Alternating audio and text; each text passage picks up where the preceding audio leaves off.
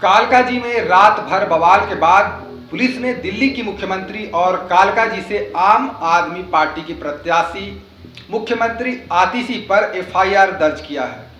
BJP के प्रत्याशी रमेश बिधूड़ी के बेटे पर भी एफआईआर दर्ज हुआ है। इसकी जानकारी खुद दिल्ली पुलिस ने आतिशी के ट्विटर पोस्ट पर रिप्लाई कर दिया है। दिल्ली पुलिस ने एक्स पर लिखा कि इस मामले में मनीष बिधूड़ी और रवि दयामा के खिलाफ आदर्श आचार संहिता के उल्लंघन की शिकायत पर संज्ञान लेते हुए उनके खिलाफ गोविंदपुरी थाने में मामला दर्ज किया गया है। मनीष बिधूड़ी ने साइलेंस पीरियड के दौरान निर्वाचन क्षेत्र में हस्तक्षेप किया। धारा 126 आरपी अधिनियम के तहत कानूनी कार्रवाई की जाएगी। पुलिस ने यह भी बताया कि गोविंदपुरी थाने में आप उम्मीदवार यानी आतिशी के खिलाफ भी कई धाराओं में मामला दर्ज है। आतिशी को फतेह सिंह मार्ग पर 50 से 70 समर्थकों के साथ 10 वाहनों के साथ पाया गया था। पुलिस ने उन्हें एमसीसी के दिशा निर्देशों के मुताबिक क्षेत्र खाली करने का निर्देश दिया था, लेकिन उन्होंने एक अधिकारी को उसकी ड्यूटी करने से रोका। जबकि दूसरा मामला आतिशी समर्थकों के खिलाफ सरकारी काम में रुकावट डालने और पुलिस पर हमला करने के आरोप में दर्ज किया गया है। उधर आतिशी ने दिल्ली पुलिस के ट्वीट का रिप्लाई करते हुए लिखा, चुनाव आयोग भी गजब है। रमेश बिधूड़ी के परिवार के सदस्य खुलेआम आचार संहिता का उल्लंघन कर रहे हैं, उन पर कोई एक्शन नहीं। Chief election commissioner Rajiv Kumar पर हमला करते हुए आतिशी ने कहा कि राजीव जी, आप इलेक्शन प्रोसेस की कितनी धज्जियां उड़ाएंगे। दरअसल आतिशी ने आरोप लगाया था कि बीजेपी के उम्मीदवार रमेश बिधूड़ी के समर्थक कालकाजी विधानसभा में लोगों को धमका रहे हैं, जिसमें पुलिस भी उनका साथ दे रही है। इस आरोप से संबंधित कई वीडियो भी आतिशी ने अपने एक्स अकाउंट पर शेयर किए हैं। एक पोस्ट में आतिशी ने लिखा कि आचार संहिता का उल्लंघन करते हुए मनीष बिधूड़ी, जो रमेश बिधूड़ी के भतीजे हैं, वह कालकाजी के वोटर नहीं होते हुए भी कालकाजी क्षेत्र में घूम रहे हैं।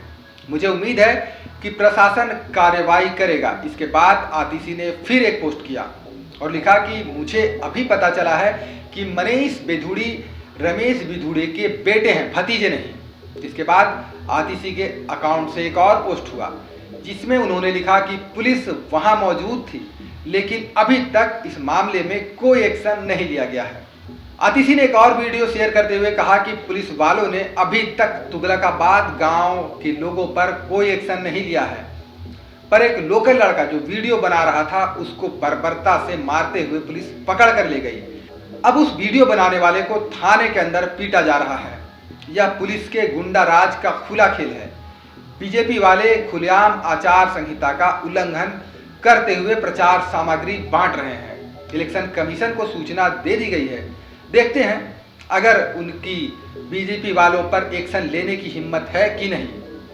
उधर सीएम आतिशी ने अपने ऊपर हुए एमसीसी उल्लंघन केस पर मंगलवार दोपहर प्रेस कॉन्फ्रेंस भी किया। आतिशी ने कहा, मैंने पुलिस और चुनाव आयोग की टीम को बुलाया, लेकिन मेरे खिलाफ ही कार्रवाई की जा रही है।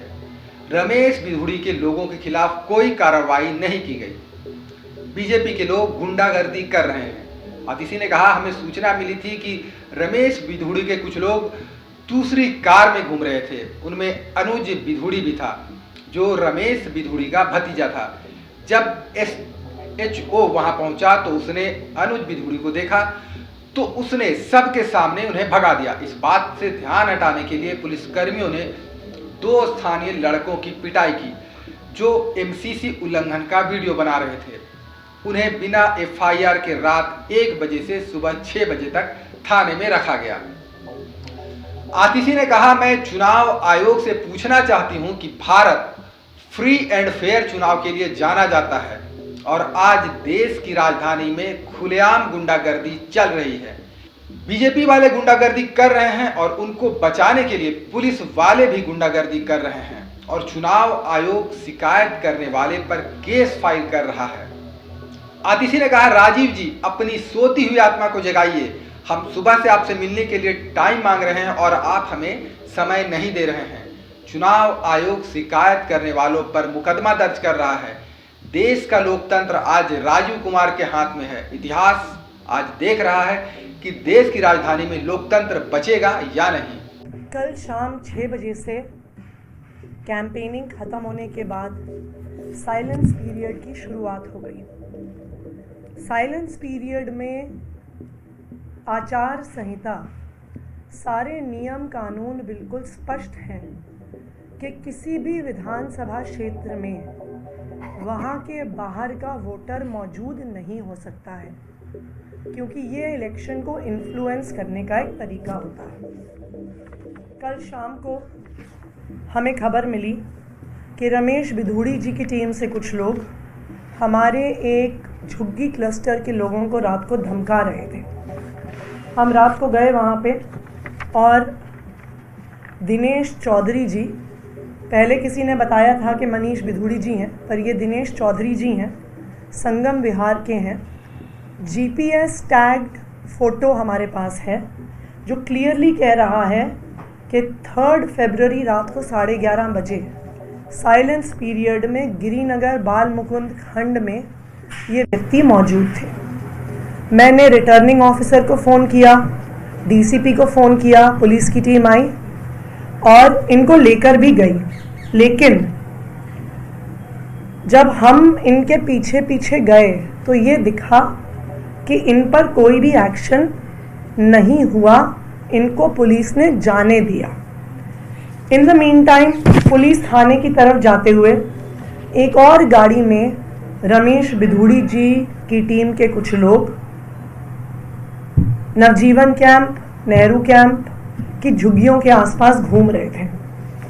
उनकी भी GPS टाइम स्टैम्प्ड फ़ोटोज़ हैं हमारे पास।